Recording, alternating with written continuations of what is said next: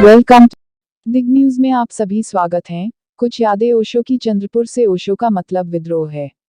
रूढ़िवादी संस्कृति के खिलाफ एक धधकती मशाल, ज्ञान का एक विशाल सागर, एक बारूदी सुरंग जो तर्क और विवेक के आधार पर धर्म की ज्वाला को फूंक देती है। यही कारण है कि ओशो ने न केवल भारत बल्कि पूरी दुनिया को आकर्षित किया। यह प्रभाव अभी भी कायम है। पूरे भारत में व्याख्यान देने वाले रजनीश से लेकर दुनिया के सबसे अमीर आदमी ओशो तक। लेकिन शायद ही कोई जानता हो कि ओशो का चंद्रपुर से गहरा नाता था। वह मदन कुंवर रेखाचंद जी पारख को अपने पूर्वज की माता मानते थे। अपने ही घर में ओशो ने ध्यान किया। मदन कुंवर पारख के बेटे दीपक पारख और बेटी सुशीला कपाड़िया ने विस्तार से टिप्पणी की। दिग न्यूज की एक विशेष रिपोर्ट है कि मदन कुंवर कौन थे और ऐतिहासिक यादें आपके साथ। मदन कुंवर पारख का जन्म 5 नवंबर 1919 को वरोरा में उनकी मां के यहाँ हुआ था। उनका बचपन छत्तीसगढ़ के मुंगेली में अपनी मौसी के पास बीता। श्वेतांबर जैन परिवार के सदस्य मदन कुंवर को 10 साल की उम्र में साधुओं के सत्संग में भाग लेने का जुनून सवार हो गया था।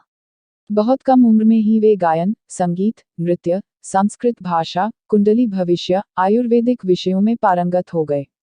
उनका विवाह चंद्रपुर के रेखाचंद जी पारख से हुआ था। यह एक समृद्ध परिवार था। उनके पास पारंपरिक खेती थी। उसका अपना लॉज, कैंटीन और सूत की दुकान थी। हालांकि मदन का जन्म एक रूढ़िवादी परिवार में हुआ था, लेकिन मदन कुंवर विद्रोही थे, उन कविताओं को करना चाहते हैं। उन्होंने अपने घर में एक अनाथालय खोला, जिसमें उन्होंने 350 बच्चों की परवरिश किया जाता रहा। 3 साल पहले 99 साल की उम्र में उन्होंने अंतिम सांस ली। हालांकि उनके परिवार वालों ने कहा कि आखिरी वक्त में भी उनकी याददाश्त बरकरार थी।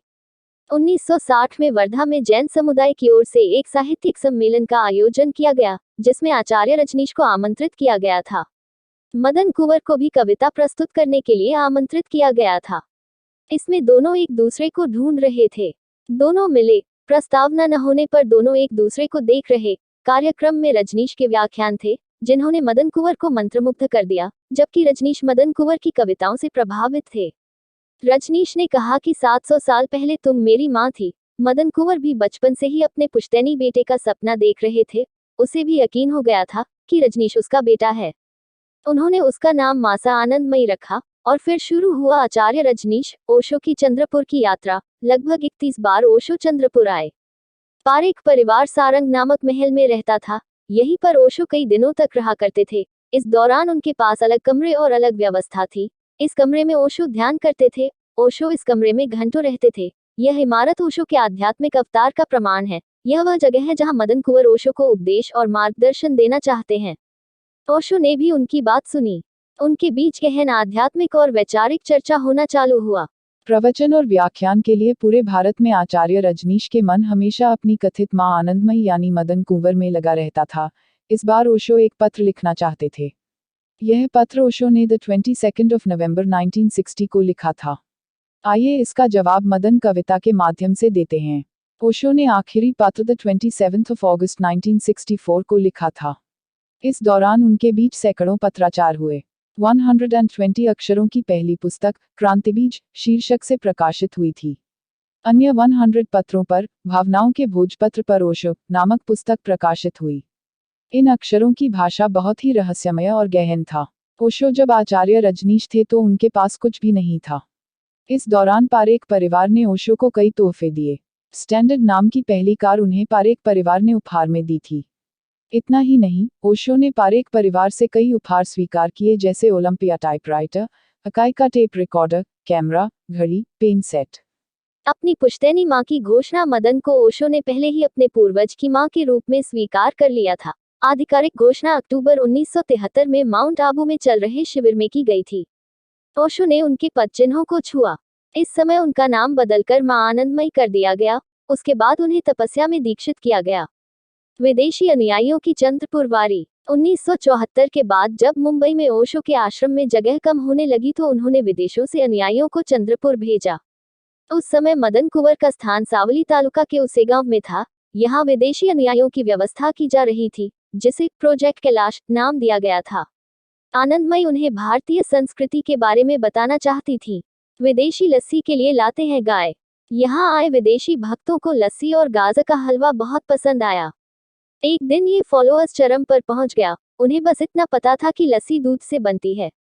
एक दिन वह एक बड़ी गाड़ी लेकर उसमें एक चुटकीली गाय ले आया और कहा कि चलो लस्सी बनाते हैं। मदन कुंवर की बेटी सुशीला कपाड़िया याद करती बाता रहा करती थी। सुशीला का विवाह 1964 में सारंग भवन के प्रांगण में हुआ था। इस बार ओशो मौजूद थे। सुशीला से उनका विशेष लगाव था। वह उन्हें उपहार के रूप में सत्र लाया था। इस बार ओशो ने प्रवचन भी दिया। सुशीला ने उसे कभी पढ़ते हुए नहीं देखा, लेकिन वह कहती है कि उन्होंने हर धर्म का गहन अध्ययन किया था। मां आनंदमयी ने ओशो को विदेश न जाने से मना किया था, लेकिन ओशो विदेश चले गए। उसके बाद ओशो को चंद्रपुर से नहीं जोड़ा जा सका। वह भवन अब गिराया जाएगा। सारंग भवन जहां ओशो रहते थे, जहां वे बैठकर ध्यान करते थे, अब पूरी तरह से जीर्ण शीर्ण हो गया है। इसलिए मदन कुंवर के बेटे दीपक पारेख ने उस घर को गिरने फैसला किया है। इस तरह ओशो की यादें चंद्रपुर में हैं। मां आनंदमयी और ओशो के बीच का पत्र व्यवहार आज भी पारेख परिवार द्वारा संरक्षित रखा गया है। ओशो का चंद्रपुर कनेक्शन, जिसने न केवल देश बल्कि दुनिया को उनके तर्क, दर्शन, आध्यात्मिकता और विद्वता से अभिभूत कर दिया है, आज भी कई ओशो भगवान श्री रजनीश का हमारे चंद्रपुर में पारक परिवार में काफ़ी आना जाना रहा। वो जहाँ रहते थे, जो रूम में रुकते थे, उस रूम का श्री अमित जी ने रिकॉर्डिंग की। वो काफ़ी पुरानी बिल्डिंग होने के कारण और कच्चा स्ट्रक्चर था, वो टीन का शेड था। समय में उसका मरम्मत वगैरह नहीं हो सक रही थी, इसलिए फिर उसको डिसमेंटल किया जा रहा है। और आगे जाके जो ओशो का साहित्य हम लोगों के पास है, यानी स्पेशली ओशो के लिखे हुए पत्र जो मेरी माँ को उन्होंने लिखा था, माँ आनंदमयी करके उन्होंने मेरी माँ को अपने 700 साल पुरानी माँ अपने ज्ञान के द्वारा उन्होंने घोषित किया था। तो वो माँ को जो उन्होंने पत्र लिखे हैं हर 3 दिन 4 दिन में, सन 1961 की बात है, उस टाइम से उनका पत्राचार चालू हुआ और हर 3 दिन 4 दिन में ऐसे पत्र, और ख़ुद ओशो का चंद्रपुर आना जाना निरंतर रहा। वो मेरे एक बहन की शादी में भी चंद्रपुर आए और 3 दिन रुके थे। और उसके बाद जैसे जैसे ही समय बदला, तो जो उनके अनुयायी थे विदेशों के अनुयायी भारतीय संस्कृति सीखने मेरी माँ के पास आया करते थे। वो लोग यहाँ पहले आ जाते थे। बाबू गोवर्धन की बस थी उस टाइम, ज़्यादा बस ट्रांसपोर्ट की व्यवस्था नहीं थी, वो बस से यहाँ आ जाते थे। यहाँ आने के बाद फिर माँ से मिलके फिर हमारा यहाँ से 60-65 किलोमीटर दूर खेत है वैनगंगा नदी के किनारे, वहाँ रह के वो 20-20 लोगों के ग्रुप में आते और वहीं रहते और भारतीय संस्कृति सीखते यहीं पे माँ के सानिध्य में। और फिर वापस दूसरा ट्रुप आता, ये जाते और फिर दूसरा ट्रुप आता था। ऐसा ग्रुप वाइज उनका भारतीय संस्कृति सीखने के लिए यहाँ आना जाना था। मेरे परिवार से ही मेरे पिताजी ने उनको पहले टाइपराइटर दिया, उसके बाद एक टेप रिकॉर्डर दिया, और उसके बाद स्टैंडर्ड करके कार हुआ करती थी, उस टाइम मेरे पिताजी ने उनको भेंट की। और ओशो जब भी चंद्रपुर आते तो उस टाइम पहले ट्रांसपोर्ट की व्यवस्था उतनी अच्छी नहीं थी, तो वो ट्रेन से आया करते थे। वो जबलपुर में कॉलेज में प्रोफेसर थे, जब भी उन्हें समय मिलता, माँ से मिलने की इच्छा होती तो चंद्रपुर आते थे।